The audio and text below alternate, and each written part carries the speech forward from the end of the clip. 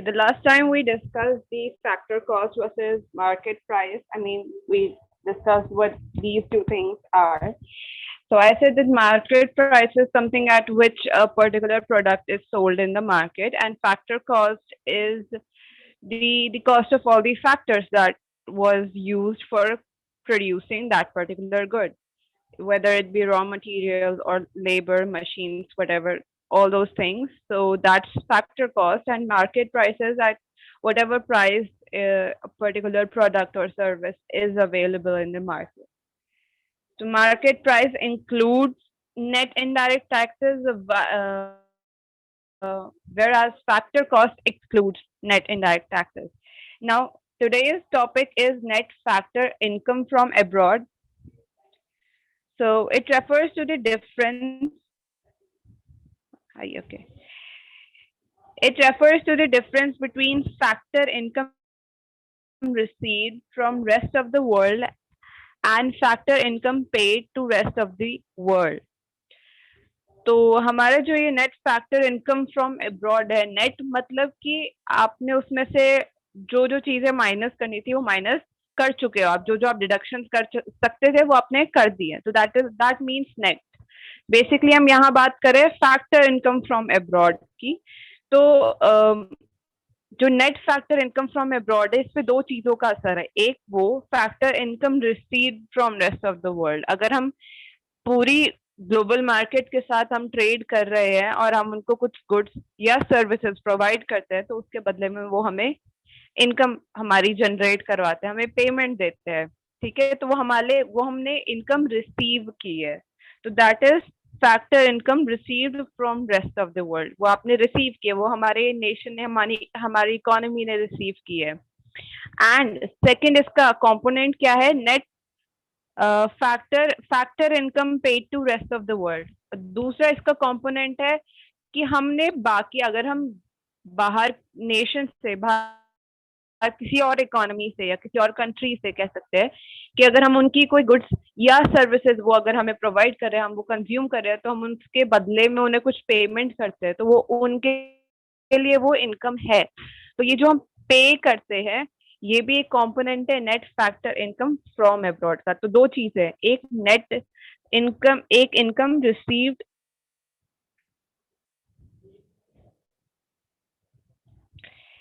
एक है net income received, एक है factor income received from abroad, और एक है factor income paid to abroad. Abroad हो गया कि जो भी आपके इकोनॉमिकल रीजन से या जो आपकी बॉर्डर्स है उससे जो बाहर है, आपके नेशन से जो बाहर की कंट्रीज है, जो आपकी इकोनॉमिकल बाउंड्रीज है, ज्योग्राफिकल बाउंड्रीज है, उससे बाहर की कंट्रीज के साथ आपका जो भी लेना देना है, तो दैट इज अब्रॉड. पाकिस्तान को भी आप अब्रॉड बोल सकते हो, बांग्लादेश को भी आप अब्रॉड बोल सकते हो, क्या है ही वो अब्रॉड, पाकिस्तान भी अब्रॉड ही है. तो यहाँ पे फॉर्मूला मैंने मेंशन कर रखा है NFIA. NFIA stands for net factor income from abroad. तो इसका फॉर्मूला है factor income earn from abroad, मतलब जो आपने बाहर से आपकी कमाई हुई है, विदेश से जो आपकी बाहर की कंट्रीज से आपकी कमाई हुई है, वो minus factor income paid abroad, जो आपने बाहर के देशों को पेमेंट की है उनकी सर्विसेज या प्रोडक्ट्स के लिए, तो वो हो गई फैक्टर इनकम पेड अब्रॉड. उसी के नीचे डेफिनेशन दे रखी है, उसी चीज को नीचे एक्सप्लेन कर रखा है कि फैक्टर इनकम फ्रॉम अब्रॉड क्या है. Factor income from abroad is the income earn by the normal residents of a country from the rest of the world. ROW stands for rest of the world. तो factor income from abroad में ये है कि जो country के जो normal residents हैं, उनकी जो इनकम हुई है बाहर के देशों से, वो हो गई हमारी फैक्टर इनकम फ्रॉम अब्रॉड. और फॉर्म बता रखे in the form of wages and salaries, rent, interest, dividend and retained earnings. Normal residents वो हो गया जो है यहीं पर रहता है, मतलब इंडिया में ही रहता है और इंडिया में ही उसका बिजनेस है, इंडिया में रहकर ही वो बाहर की कंट्रीज के साथ अपनी बिजनेस का मतलब लेन देन करता है, अपनी बिजनेस का काम धाम करता है. नेक्स्ट है factor income to abroad is the factor income paid. वैसे ये पेमेंट है, इनकम हम इसलिए कह रहे हैं क्योंकि जो अब्रॉड है उसके लिए वो इनकम है। तो factor income paid to the normal resident, ये नहीं है कि आप यहाँ यहाँ से एक इंडियन को वहां पे, यहाँ से एक इंडियन, यहाँ से हम बाहर किसी एक इंडियन को दे रहे हैं जो तो कुछ ही दिनों में वापस यहाँ आ जाएगा, नहीं। एक ऐसा रेजिडेंट हो, मतलब हम जो ये ट्रेडिंग करेंगे, जो ये हमारा लेन देन है, जो हम पेमेंट करेंगे, वो हम उस पर्टिकुलर नेशन के रेजिडेंट के साथ करेंगे, उस पर्टिकुलर कंट्री के, उस पर्टिकुलर नेशन के एक रेजिडेंट को हम पेमेंट करेंगे, अब्रॉड के किसी भी रेजिडेंट को हम पेमेंट करेंगे। तो that is the net factor income to abroad. तो इन दोनों का जो इफेक्ट आता है साथ में यूज करके, जब हम नेट फैक्टर फ्रॉम अब्रॉड में से नेट फैक्टर टू अब्रॉड हम हटा देते हैं, तो जो वो इफेक्ट आता है that is net factor from abroad. Next है इसका सिग्निफिकेंस क्या है। सिग्निफिकेंस हो गया कि आप इसको कहाँ कहाँ यूज करते हो, उसकी क्या इंपॉर्टेंस है। तो NFI-A is significant to differentiate between domestic income and national income. NFI वो एक की पॉइंट है जो हमें हेल्प करता है डिफरेंशिएट करने में कि कौन सी हमारी डोमेस्टिक इनकम है और कौन सी हमारी नेशनल इनकम है। डोमेस्टिक इनकम, डोमेस्टिक और नेशनल इनकम में ये अंतर है कि जो डोमेस्टिक इनकम है वो इनकम रहती है जो आप कंट्री के अंदर अंदर ही विद इन बाउंड्री, जो अपनी ट्रेडिंग करके आप पैसा कमाते हैं विद इन इकोनॉमिक और जोग्राफिकल बाउंड्रीज के अंदर अंदर, जो आप अपना किसी के भी साथ उसकी गुड्स एंड सर्विसेज आप कंज्यूम करते हो, उसको पैसा देते हो, या वो आपके गुड्स एंड सर्विसेज कंज्यूम करता है, वो आपको पैसा देता है। तो that is the domestic income. लेकिन नेशनल इनकम में क्या होता है, नेशनल इनकम में हमारा डोमेस्टिक इनकम भी रहती है, प्लस जो हमारी फैक्टर इनकम फ्रॉम अब्रॉड है, net factor income from abroad है, वो भी ऐड की जाती है। नेक्स्ट हमारी नेशनल इनकम होती क्या है, वो यहाँ पे डिस्कस कर रखा है। National income is domestic income, जो भी हमारी डोमेस्टिक इनकम है वो, प्लस उसमें क्या होता है फैक्टर इनकम फ्रॉम अब्रॉड, उसमें factor income from abroad add होती है, और रीजन उसका आपको साइड में दे रखा है कि क्यों ऐड होती है। और माइनस क्या किया जाता है, इसमें से सब्ट्रैक्ट होता है फैक्टर इनकम टू अब्रॉड। यानी कि सिंपल सा, अगर इसे सिंपल सा फॉर्मुलेट किया जाए तो national income is equal to domestic income plus NFI-A। NFI-A stand for net factor income from abroad. तो अगर आप डोमेस्टिक इनकम में net factor income from abroad को ऐड कर दोगे तो आपके पास नेशनल इनकम आ जाएगी। Next thing, NFI-A can be positive, negative और जीरो। NFI-A जो है हमारा net factor income from abroad, ये पॉजिटिव भी हो सकता है, नेगेटिव भी हो सकता है और जीरो भी हो सकता है। अब ऐसा क्यों? क्योंकि फर्स्ट, पॉजिटिव किस केस में होता है? पॉजिटिव वो तब होता है जब हमारा जब हमारा factor income from abroad, factor income from abroad जो हो वो ज्यादा हो फैक्टर इनकम टू अब्रॉड से। मतलब इसका सिंपल सा मीनिंग ये है कि हमारा NFI-A पॉजिटिव तब होगा जब हमारी विदेश से कमाई ज्यादा होगी और हमें विदेश में पैसा कम देना पड़ेगा। जब हमारी उनसे कमाई ज्यादा होगी और हमें विदेश में पेमेंट कम करनी पड़ेगी, तो ऑब्वियसली हमारा जो NFI है वो पॉजिटिव होगा।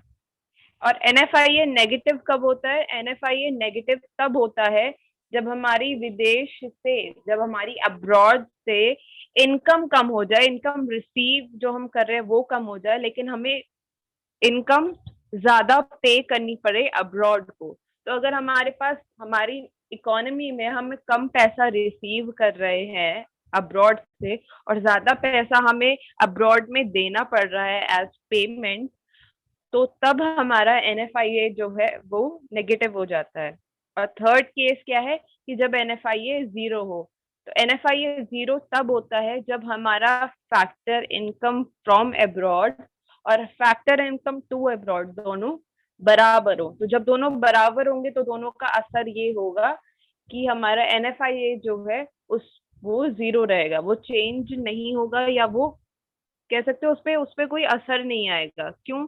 क्योंकि बैलेंस हो गया, न्यूट्रलाइज कह सकते हैं कि जितना पैसा बाहर से आना था, अब्रॉड से हमारी जितनी कमाई हुई उतनी हमने अब्रॉड में पैसा लगा दिया, उतना ही हमने पेमेंट कर दिया अब्रॉड में। तो फिर इनकम तो हमारी कोई भी नहीं हुई है नेशन में, तो नेशनल इनकम में कोई एडिशन भी नहीं होगा।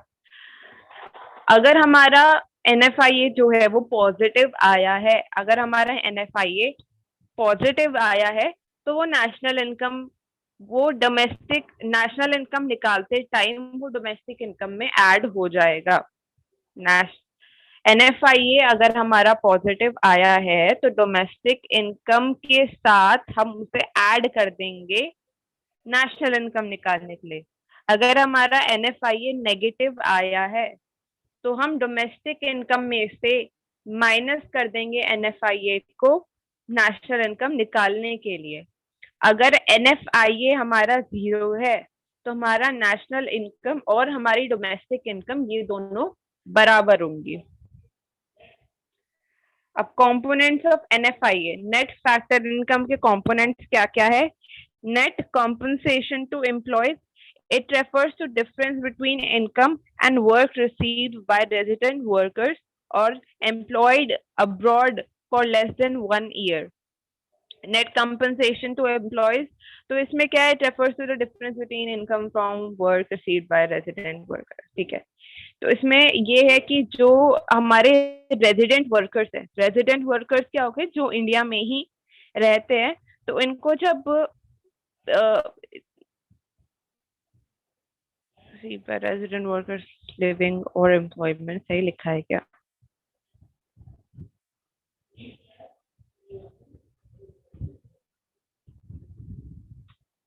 डिफरेंस बिटवीन, अच्छा ठीक है। तो नेट कॉम्पनसेशन टू एम्प्लॉयज क्या है कि वो इनकम जो हमारे रेजिडेंट वर्कर्स को, मतलब जो इंडिया में रह रहे हैं उनको जो भी हम पैसे देते हैं वो, मतलब 1 साल, एक पहली कंडीशन ये कि 1 साल के अंदर अंदर की बात चल रही है, ठीक है। तो इसमें दो कैटेगरीज है, एक वो जो रेजिडेंट वर्कर्स है, मतलब कि जो इंडिया में ही रहकर काम कर रहे हैं वो, और दूसरे नॉन रेजिडेंट वर्कर्स जो कि मतलब India staying or employed within the domestic territory of the country for less than 1 year. तो दो इसमें कैसे बताऊं मैं आपको, इसमें दो कैटेगरीज है, एक वो जो रेजिडेंट वर्कर्स है, मतलब जो इंडिया में ही डिसाइड करते हैं, जो इंडिया में ही रहते हैं, और एक वो जो इंडिया से बाहर रहते हैं बट काम वो हमारी कंट्री का ही कर रहे हैं। तो दो कैटेगरीज हो गई। तो इन दोनों का जो पैसे इन दोनों की आती है, जो इन दोनों को पैसे मिलते हैं, उन दोनों का डिफरेंस हो गया नेट कंपनसेशन टू एम्प्लॉयज। ठीक है, ये आपको नेट कंपनसेशन टू एम्प्लॉयज के ही नाम से दिया गया होगा, आपको उसको फाइंड आउट करने की जरूरत नहीं पड़ेगी। Net income from property and entrepreneurship, it refers to the difference between income from property and entrepreneurship in the form of rent, interest, dividends received by residents of the country and similar payments made to the non-resident. तो इसमें क्या है? Net income from property and entrepreneurship. तो जो ये difference हो गया कि आप जो मान लो यहाँ पे प्रॉफिट या इंटरेस्ट वगैरह मिल रहा है यहाँ के रेजिडेंट को, जो यहाँ पे एंटरप्रेन्योरशिप जिसकी है, जिसकी एक एंटरप्राइज है इंडिया में, वो जितना रेंट या इंटरेस्ट वगैरह पे कर रहा है या उसे मिल रहा है, माइनस जो एक नॉन रेजिडेंट को जो भी इंटरेस्ट या रेंट वगैरह पे करना पड़ रहा है, तो इन दोनों का डिफरेंस को ही net income from property and entrepreneurship कहते हैं। नेक्स्ट हमारा net retained earning, it refers to the difference between retained earning of resident company. तो जो रिटेन्ड अर्निंग है यहाँ की कंपनी की, जो with in the boundaries countries है, जो जिसके लोग यहीं रिसाइड करते हैं, यही रहते हैं within the boundaries of this nation, जो रहते हैं located abroad, and retained earning of non resident company located within the domestic territory of the country. तो इसमें कौन कौन से रिटेन अर्निंग? वो लोग जो रिसाइड तो इंडिया में करते हैं, है वो इंडिया, लेकिन उनकी जो कंपनीज है वो अब्रॉड में काम करती है। माइनस वो कंपनीज जो इंडिया में नहीं रिसाइड करती, मतलब वो लोग जो इंडिया में नहीं रिसाइड करते, बट उनकी कंपनीज जो हैं, उनकी जो कंपनीज की रिटेन्ड अर्निंग है वो हमारी कंट्री से होती है। तो इन दोनों के डिफरेंस को नेट रिटेन्ड अर्निंग्स कहा जाता है। आप इस कंपोनेंट्स को आप किसी तरह याद करके आप लिख लेना, बट अगर जब आपके पास कैलकुलेशन करने के लिए आएगा तो आपको ये जो पर्टिकुलर ये कंपोनेंट्स है ये सॉल्व नहीं करने पड़ेंगे, ये आपको डायरेक्टली वहां पे इनकी वैल्यूज दे रखी होंगी निकालने के लिए। अभी तक जो मेरे पास रिव्यू जो सजेशंस आए हैं नेक्स्ट चैप्टर के लिए, which is the national income and related aggregates, उसमें भी इनका यूज होगा।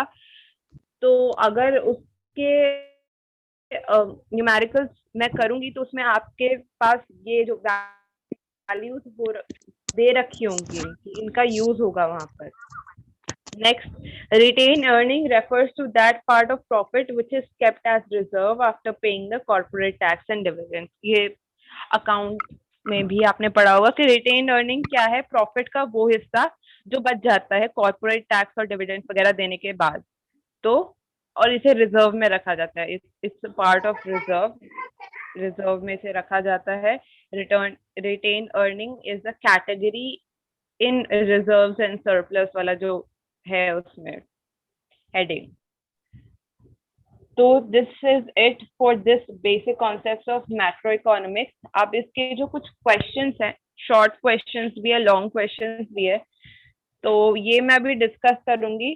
क्वेश्चंस मैंने इस पीडीएफ में नहीं डाल रखे हैं, otherwise it would have been a lot. Although जो क्वेश्चंस है वो इसी पीडीएफ में से, मतलब आंसर्स वगैरह जो वो टॉपिक्स है वो इसी पीडीएफ के है, but I'm just discussing how these questions might appear. तो अगर आपको कुछ डाउट हो अभी आप पूछ लो, एंड उसके बाद मैं इन क्वेश्चंस को स्टार्ट